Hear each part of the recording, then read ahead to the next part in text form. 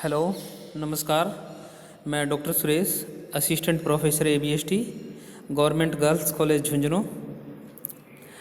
आज का जो हमारा टॉपिक है वो स्टैटिकल एवरेज है। स्टैटिकल एवरेज वैसे तो आप लोगों ने 12th क्लास में इसको पढ़ा है, उसी क्रम में हम इसको आगे पढ़ेंगे। यहाँ पर स्टूडेंट ध्यान दें कि इस टॉपिक को लाइटली न लें, क्योंकि इसी बिहाफ पे आगे 2 चैप्टर और हैं, तो यहाँ पर ध्यान से पढ़ें। स्क्रीन पे आपको दिखाई दे रहा होगा 3 ऑर्डर ऑफ मेजरमेंट, माप के 3 क्रम बताए गए हैं। तो पहला क्रम कौन सा है? First order of measurement. इस क्रम का अध्ययन उन मदों के लिए होता है जहाँ पर अधिकांश पद हों, यानी मैक्सिमम पद हों, मैक्सिमम डेटा हों, उन मदों के लिए इसका अध्ययन होता है। सांख्यिकीय गणना का यह प्रथम स्तर है, जिसको केंद्रीय प्रवृत्ति के माप या औसत माप भी कहते हैं। सेकंड ऑर्डर ऑफ मेजरमेंट, माप का द्वितीय क्रम। इस क्रम से औसत के आसपास की मदों की भिन्नता का अध्ययन किया जाता है, यह द्वितीय क्रम है। इस दूसरे क्रम में हम अपकिरण के माप का अध्ययन करेंगे। Next, third order of measurement, माप का तृतीय क्रम। इस क्रम में आवृत्तियों का अध्ययन किया जाता है, अर्थात आवृत्तियों में विषमता का अध्ययन किया जाता है, इसे विषमता का माप भी कहते हैं। स्क्रीन पर आपको दिखाई दे रहा होगा कि माध्यों के प्रकार। माध्यों के क्या प्रकार हैं? माध्यों के हमारे पास प्रकार इस प्रकार हैं। नंबर 1 माध्य का, नंबर 2 बहुलक, आगे नेक्स्ट इसी क्रम में समांतर माध्य, गुणोत्तर माध्य, हरात्मक माध्य, वर्गीकरण माध्य, चल माध्य, प्रगामी माध्य या संगरित माध्य, इनको हम अध्ययन करेंगे आगे। यहाँ पर स्टूडेंट ध्यान दें, मीडियन, मॉड और अरिथमेटिक मीन, ये हमारे लिए ज़्यादा इम्पोर्टेंट है, क्योंकि इसी बिहेव पे हम आगे क्वेश्चन करेंगे। अब जो हम पढ़ रहे हैं वो अरिथमेटिक मीन। अरिथमेटिक मीन को हम मीन के नाम से भी जानते हैं, अरिथमेटिक एवरेज के नाम से भी कहते हैं, एक्स बार के नाम से भी इसको जानते हैं। Mean is equal to sum of all the item upon number of item, यानी सभी जो हमारे पास पदमूल्य दिए हैं उनका योग प्लस में नंबर ऑफ पदमूल्यों की संख्या से हम डिवाइड कर देंगे, मीन आ जाएगा। इसमें हम डायरेक्ट मेथड, प्रत्यक्ष रीति इस प्रकार है, x bar is equal to sigma x upon n. Sigma का मतलब होता है टोटल, आप लोगों को ध्यान होगा। एन हमारे पास यहाँ पर नंबर ऑफ काउंटिंग है, एक्स हमारे पास दिया हुआ होता है, जो डेटा हमारे पास दिए हुए होंगे। एक एग्जाम्पल बताया गया है नीचे। एग्जाम्पल इस प्रकार है, रोल नंबर दिए हुए हैं 1 से 10 नंबर तक। उसके बाद रोल नंबर के अकॉर्डिंग हमारे पास दे रखा है, एक्स दे रखा है, मार्क्स ऑफ आउट ऑफ 200, 200 के अंदर से जो मार्क्स आए वो ये हैं।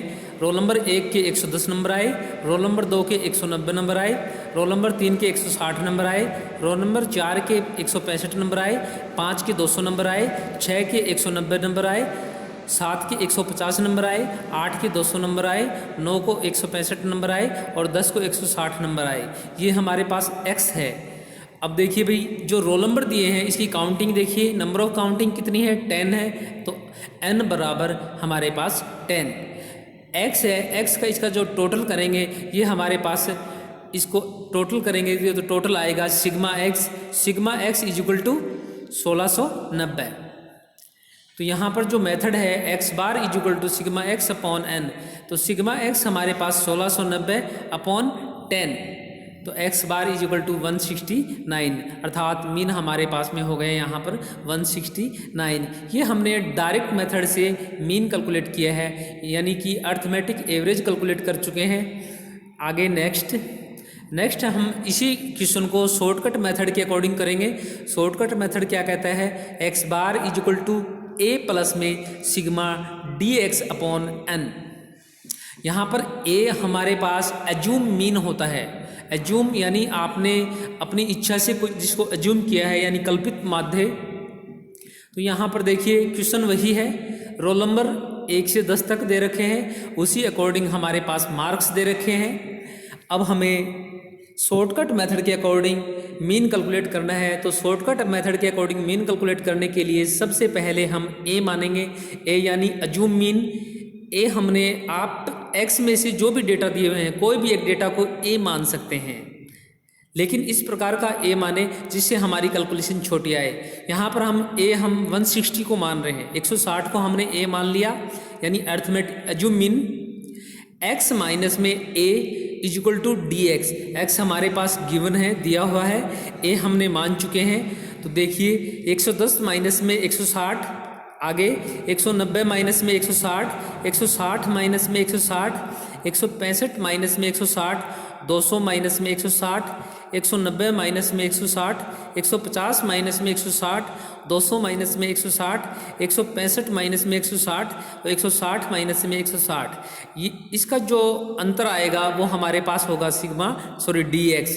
तो डी एक्स हमारे पास इस प्रकार है, माइनस के 50, 30, 0, 5, 40, 30, माइनस के 10, 40, 5, 0। अब देखिए भाई यहाँ पर जो n है, n हमारे पास नंबर ऑफ काउंटिंग होती है, अर्थात रोल नंबर की जो n है वो नंबर ऑफ काउंटिंग है, n इज इक्वल टू 10। उसके बाद में यहाँ पर x हमारे पास सिग्मा x है 1690। अब यहाँ पर सिग्मा dx है, इसका टोटल करोगे, माइनस माइनस को टोटल कर लीजिए, प्लस प्लस को टोटल कर लीजिए, हमारे पास आ गया 90, यानी प्लस के 90। मेथड हमारे पास दिया हुआ है x bar is equal to A plus में sigma D X upon N. यहाँ पर X bar is equal to 160 plus में 90 अपॉन 10। तो X bar is equal to 160 plus में 90 में हम 10 को भाग देंगे तो हमारे पास 9 आया। तो 160 प्लस में 9 इज इक्वल टू 169। देखिए भाई स्टूडेंट ध्यान दें, यहाँ पर मीन हमारे पास में या अर्थमेटिक एवरेज हमारे पास में 169 आया है। हमने ये शॉर्टकट मेथड से किया था।